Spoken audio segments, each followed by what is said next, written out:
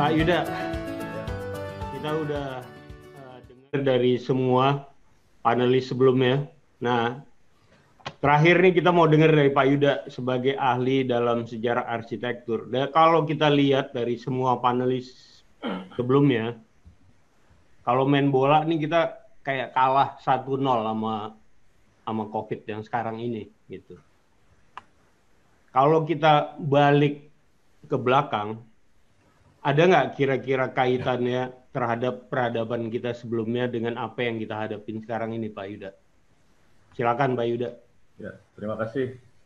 Pertama-tama obrolan ini tentunya saya sampaikan juga buat mengenang kawan saya Ahmad Johara yang wafat karena COVID, Ketua IAI Nasional yang lalu.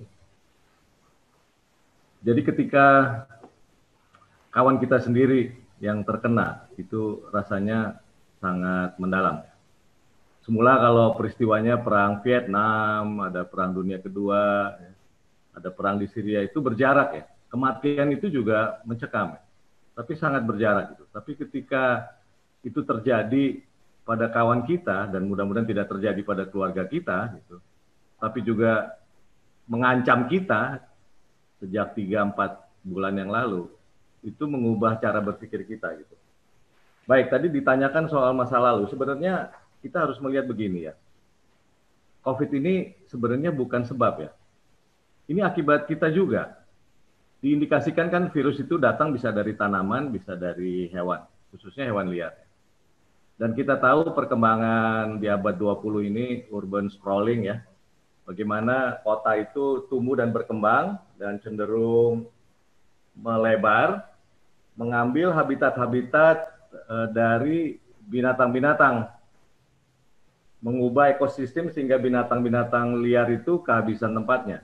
Dan kita tahu makin lama manusia berimpit dengan binatang liar itu.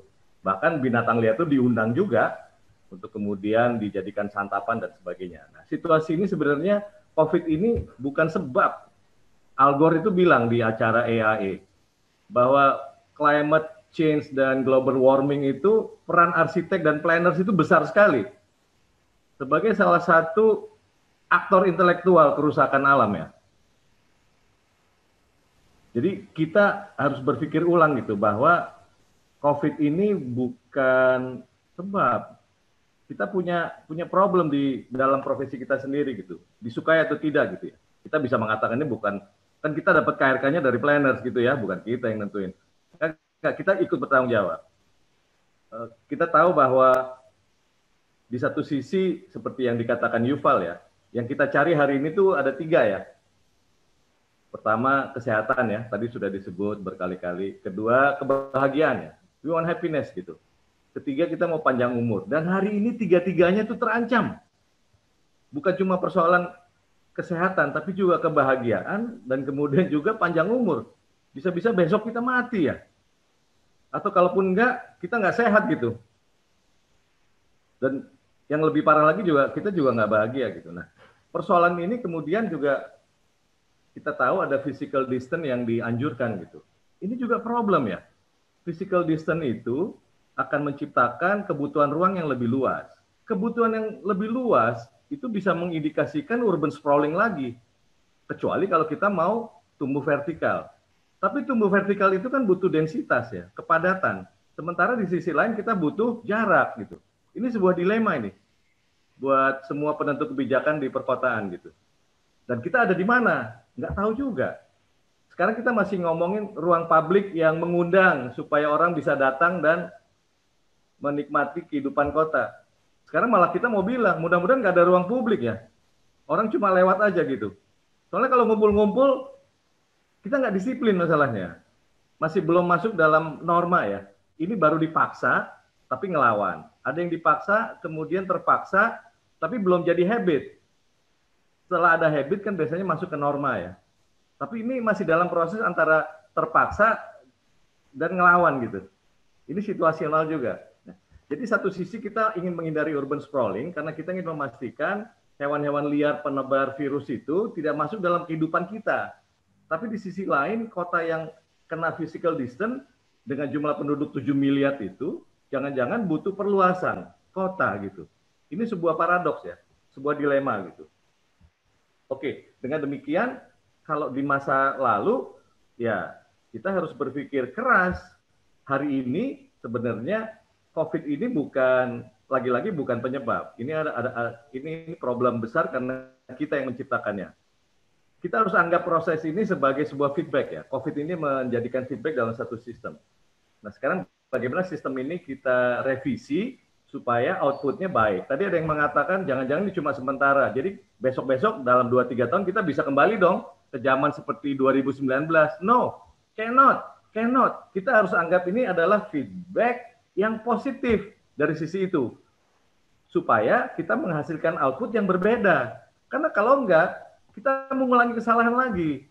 Kita kan nggak pengen lagi persoalan 3-4 bulan ini berulang lagi di masa yang akan datang. Belum tentu memang ada juga virus yang akan datang, mungkin juga lebih hebat.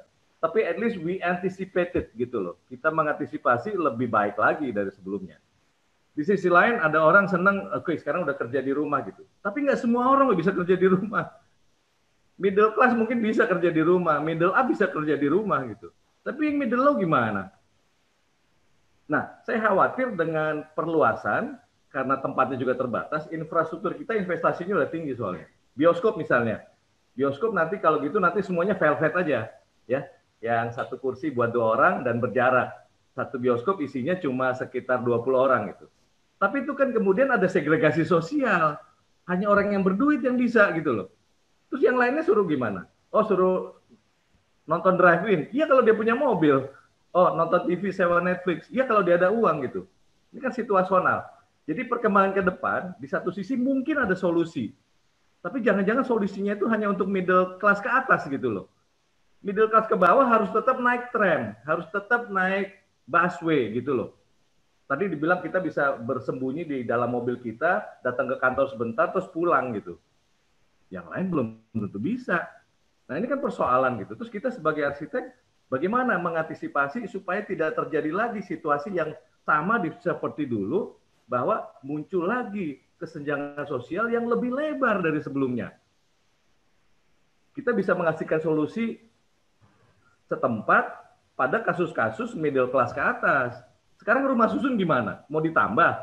Satu keluarga yang semula sekarang bisa 18 atau 21 meter persegi, oh sekarang kita mau tambah jadi 45. Terus yang mau biayain siapa? Kan susah ya. Oke, nanti mudah-mudahan pemerintah yang membiayai. Mari kita pikirkan sama-sama gitu. Rumah susun gitu loh. Belum lagi yang di kampung sekarang ini. Berdesak-desakan. Dibilang suruh physical distance. Lah, di dalam rumahnya udah penuh. Begitu keluar udah langsung ruang terbuka, ketemu tetangga yang lagi duduk-duduk di depan. What can you do?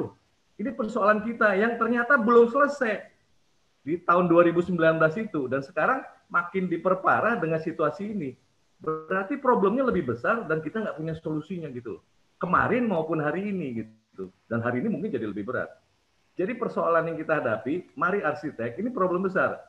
Kita mungkin bisa menyelesaikan persoalan middle class ke atas, tapi belum tentu yang middle class ke bawah.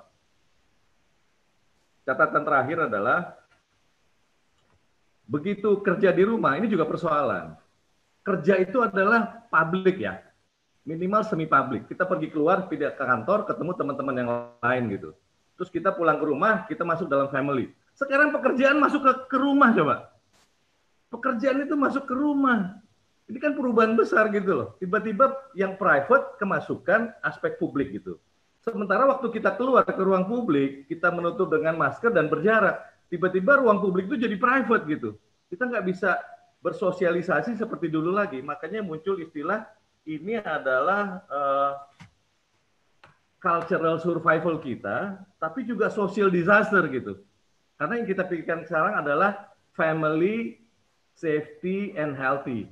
Kita kembali lagi pada unit inti masyarakat kita, yaitu ya family akhirnya gitu. Sialnya dengan kerja di rumah, ruang publik masuk ke dalam rumah.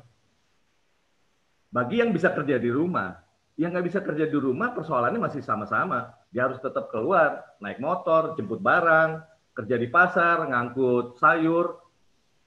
Yang kita bicarakan jadi segmental begitu. Nah ini persoalan, apakah itu juga bagian dari pekerjaan kita? Memang masyarakat luas belum tentu jadi klien kita gitu. Ini persoalan kota gitu. Tapi ya marilah kita bicarakan sama-sama karena persoalannya ada di situ gitu. Kita nggak bisa menutup diri dan kemudian mengisolasi persoalan kita buat kita sendiri gitu. Karena akhirnya dengan globalisasi ini semua saling terhubung. Berarti profesi kita sebagai arsitek juga perlu memikirkan masyarakat menengah ke bawah yang mungkin selama ini nggak tersentuh oleh kita. Terima kasih.